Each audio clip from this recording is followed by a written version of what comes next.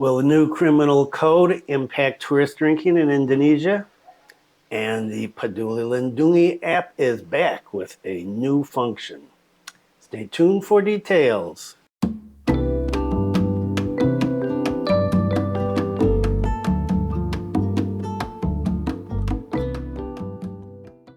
Selamat sore. Welcome back to the latest news from Bali and Indonesia. This is January 9th, 2023, and my name is Bruce. And what is the weather like today? Well, it's pretty nice after a really intense week last week. Things have gotten a little better over the last couple of days, and it is still windy, but not as crazy as before. Temperature is 30.3 degrees Celsius. Humidity is all the way down to 57%, and the wind speed is 19.4 kilometers per hour. So I'm back, and I missed one or two updates. Call it the new corona variant, call it the kick-ass flu, call it the zombie apocalypse virus, call it whatever. I have been so sick, so sick. I spent 3 days without getting out of bed, sleeping continuously, not eating, and I've lost a lot of weight, so that's good, I guess. And a couple of days I'm recovering, and so I'm back again. Wow, nothing like living in the tropics. Lots of good stuff to say about living in the tropics, lots of wonderful things. I've been here for a long time. But boy, everybody in the neighborhood has been getting sick. I don't know what it is, but not good. Maybe the weather. Maybe the weather. So let's get started. So what I was going to do in the last video is talk about the extreme weather and all the stuff that's been going on because of that. You know, like tourist boats sinking, people drowning, trees crashing, houses destroyed. Here we had some problems with my wife's house and her shop, but the weather has improved, and so I'm going to skip those and go on to different things. Just, I'm sure if you're here, you'd know exactly what was going on last week with the crazy, crazy weather here.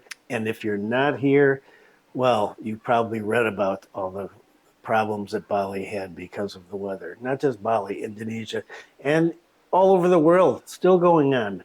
California, wow, really getting socked with bad weather, high winds and rain.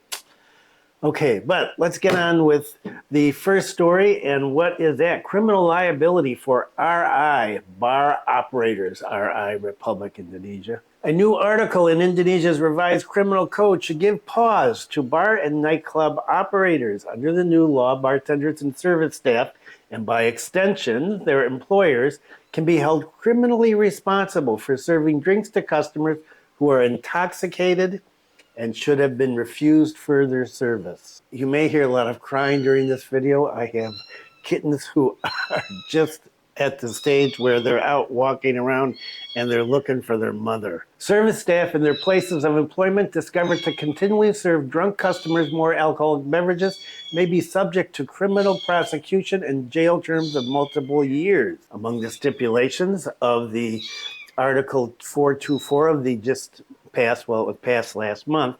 So this was a month ago, really almost a month ago, that this article, this is from Bali Discovery, came out. And I was talking at that time about a meeting between Hotman Paris and Santiago Uno. And I said I was going to talk more about that in a later video, and I never did. Well, I'm doing it now because it is in the news again.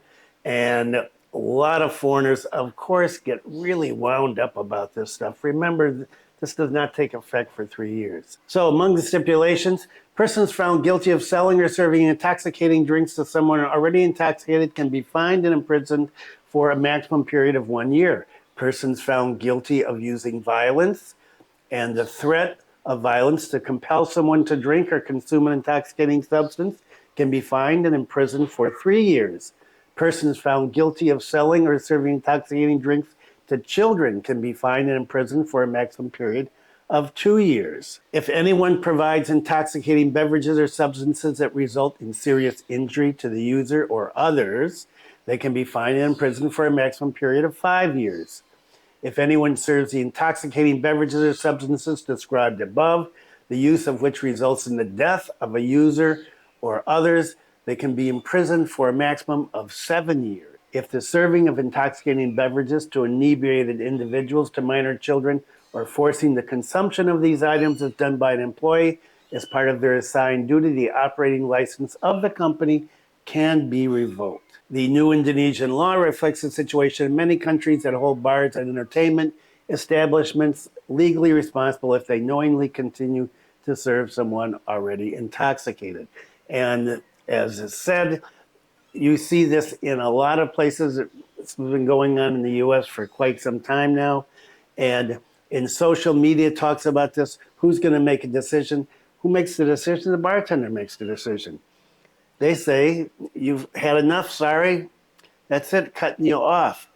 Not always a pleasant thing to do to somebody that's drunk because, well, I'm sure you've all run into some drunks that you say, no, I'm not giving you any more booze, and they're going to get upset. But that's why you have security in a lot of the big clubs. They take care of those kind of things. Here's one of the little creatures that's making all the noise today. Huh. Go to your mother. Be quiet. So as I said, this is not going to be enforced for, 3 years. But it's worrying some people, some bar owners and club owners and those beach clubs, those big beach clubs, how that's going to impact them. Will it impact tourists coming to Bali because they think, oh, gee, I'm not going to be able to keep drinking once I'm drunk? I don't see that this is going to be a big drag on people coming here. You know, most venues, the bartenders are going to keep serving you as long as they think they can without getting into trouble because nobody wants to lose any business. Another interesting part of the criminal code that was not discussed, remember I've already talked about the impact on civil liberties and of course the sex, which everybody in the world was worried about. And now it's booze. So personally, I think it's a good thing. We've got enough problems with people drunk and driving here and getting into fights. And so, well, this might get some people to be a little more moderate. But what do you think?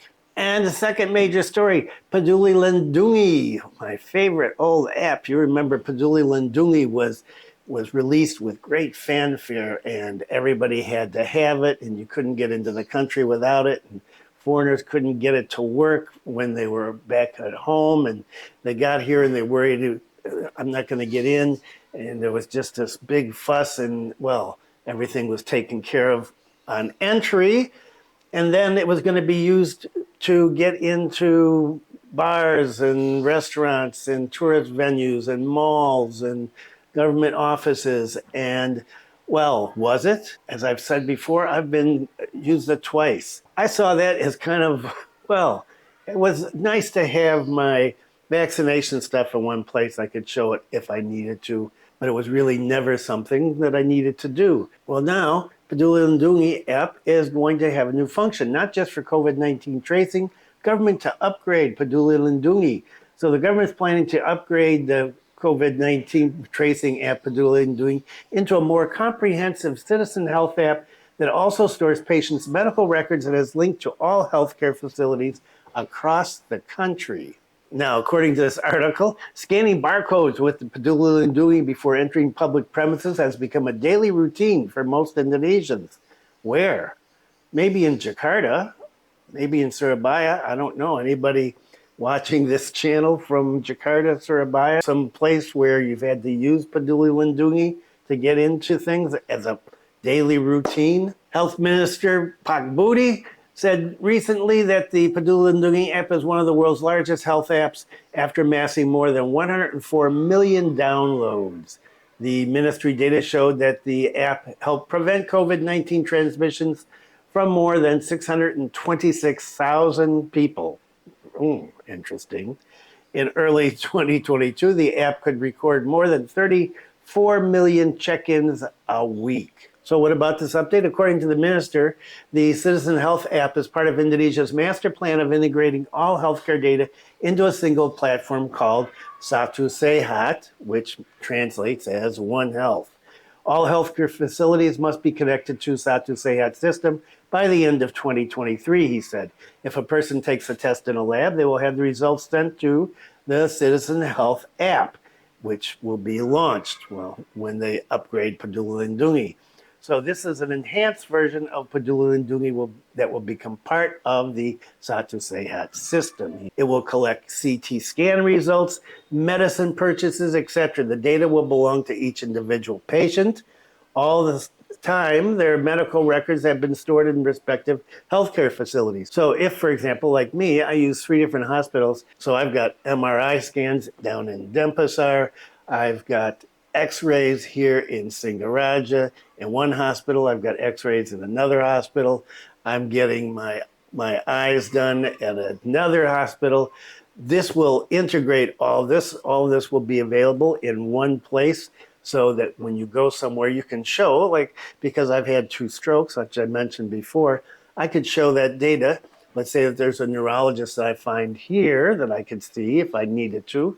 I could show the data from when I was down at the hospital in Denpasar, and they could see exactly what had been done there. So that's pretty convenient. The minister said users will be able to link the data from third-party informatics apps such as Samsung Health and Apple Watch. Doctors can access the data with patients' consent. The data integration will also greatly improve medical diagnosis. For example, doctors can easily screen a patient for cancer risk by reviewing the historical data of the parents, according to Pak Luhut. Indonesia is home to at least 3,000 hospitals and over 11,000 clinics. The country has more than 10,000 community health centers, over 30,000 pharmacies, and beyond 5,000 individual practices, as well as 1,400 labs. The government intends to integrate all of these into that one platform by the end of the year. Data showed that 2,893 community health centers and 370 hospitals in the Java Bali area are ready to be integrated, at least in the sandbox phase. About 76 of those hospitals are in Jakarta. The health minister concluded, the pandemic has taught us the importance of digitalization for the health sector. An electronic-based healthcare service is not only faster, but more transparent, and thus lessening the chance of corruption. So I like this. I really like this. There is an issue, I think, about people hacking in and getting access to your health data. Personally, I don't really care. For me, the convenience of having everything in one place is going to be great. Especially, well, I'm an old person now, and I get sick more often and have a lot of stuff done.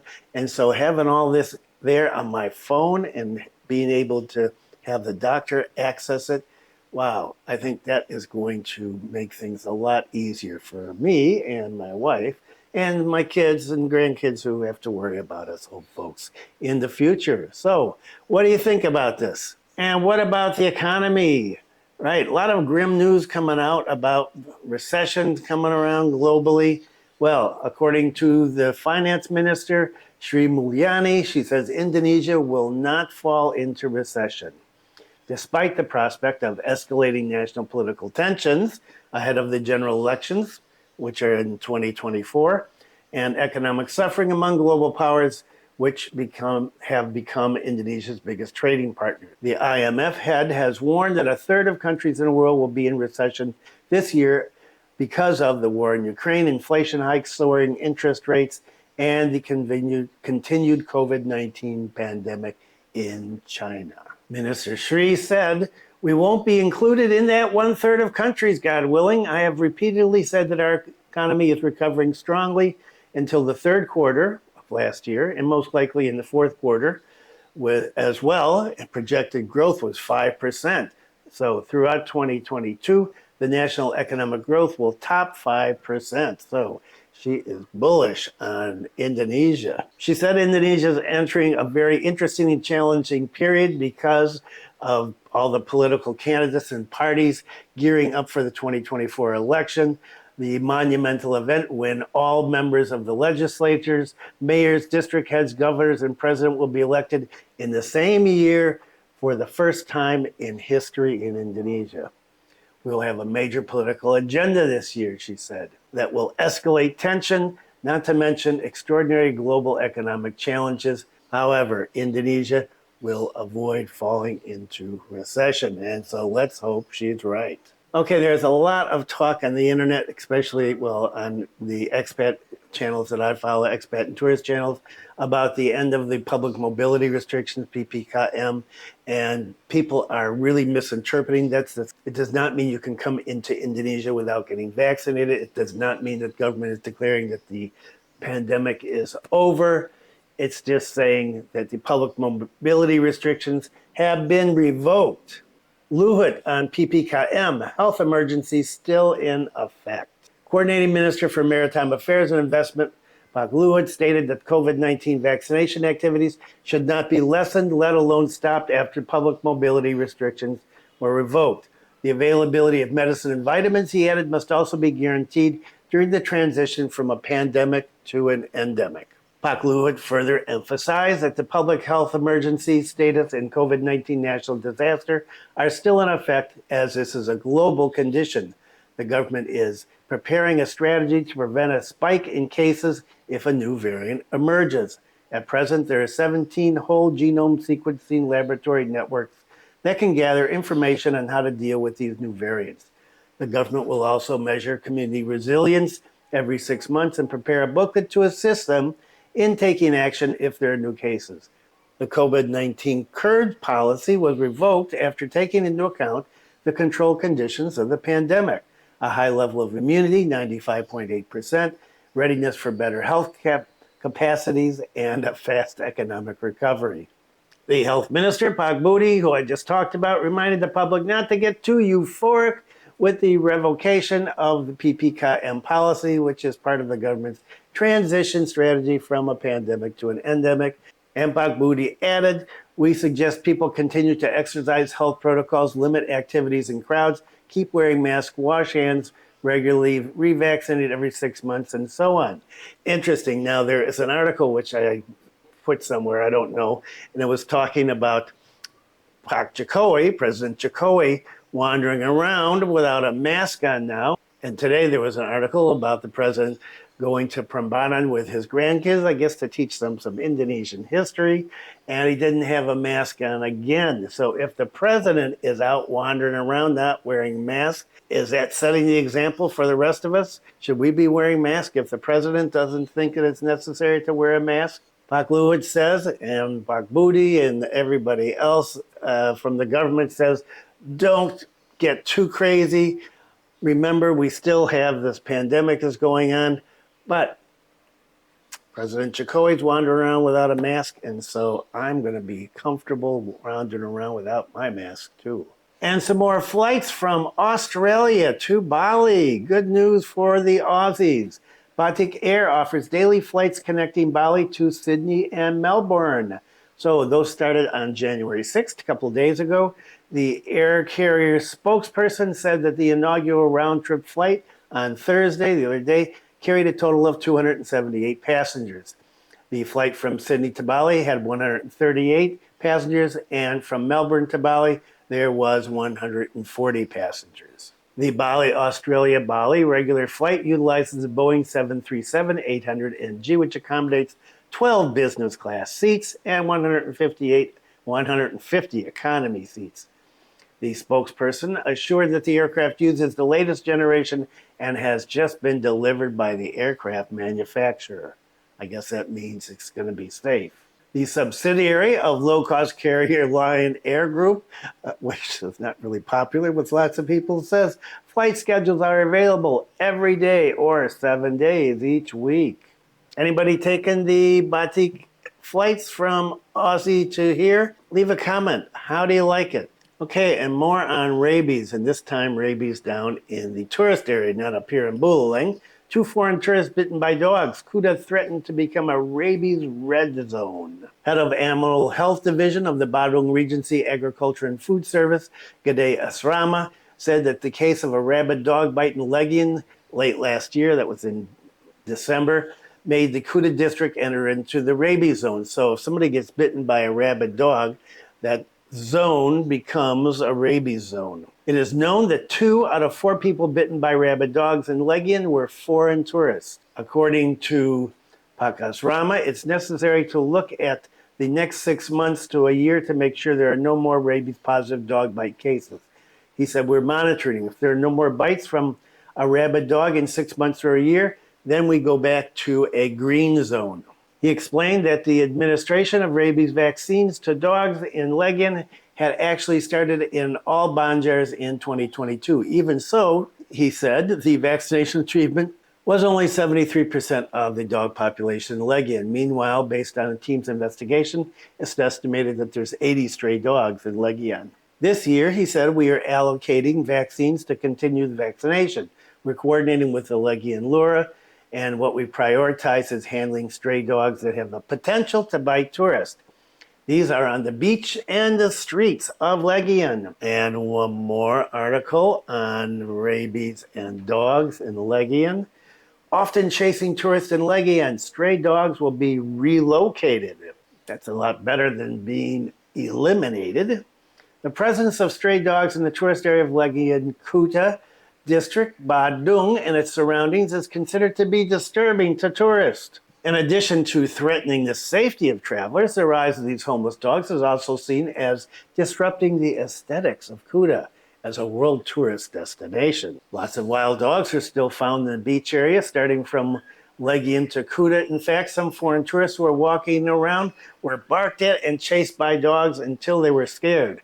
And hey, I know I've been chased by dogs all over Bali, and it is scary when you get one of these really aggro dogs chasing you and barking because you don't know what they're going to do. Best thing to do is to stay calm. Legian Urban Village head Niputu Eka Martini said that stray dogs in Legian will be relocated in stages. The dog relocation technique will be later carried out by a team from the Animal Health Division of the Badung Regency Agriculture and Food Service. The relocation of stray dogs is also in collaboration with Bali Animal Shelter, which had previously relocated dogs from the South Kuta area during the G20 meetings. Pak Martini said, yes, we want to move them little by little so that there are no more stray dogs. We don't want the tourists to be disturbed. He said he's talked to neighborhood heads and urged the residents not to release their pet dogs or throw away puppies into the street.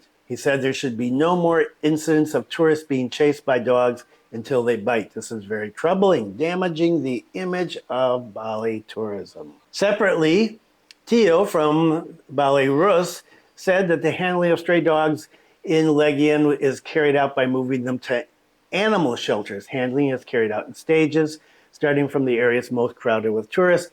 He said that elimination is not being done in order to avoid pros and cons from animal lovers. And so that is good news for animal lovers. They're not going to be eliminating, hopefully, the dogs. They're going to move them somewhere else, relocate them. I don't know where they're going to relocate them to. Okay, that is it for today.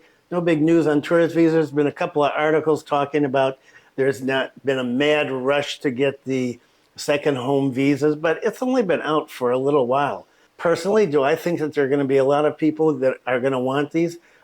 I don't think so, but you can never tell. So, just an ending thing on weather here. I skipped all the weather reports that I was going to talk about.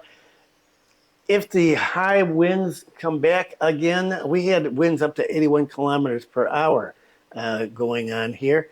And as I said, a boat sank, and you probably knew about this, filled with tourists who had to jump overboard. And people have drowned. A number of tourists have drowned, as well as a number of local people. You come here to swim. I know you want to swim, you want to snorkel, you want to scuba, you want to surf. And you get here, and the water is rough, and there's high winds, and you're disappointed, and you decide you're going to do it anyway. Don't. Better to be a little disappointed hang around, go to the bar, drink something. Don't take risk. If you're not familiar with this island, during high winds, it can be really dangerous. You get landslides and trees fall down, currents, high waves. It's best to stick around. That was one of the things the police said early last week, was don't go out of your house if you don't have to. So stay safe. Thanks for viewing. Be kind to someone today. Stay safe. And I will see you on Thursday, inshallah.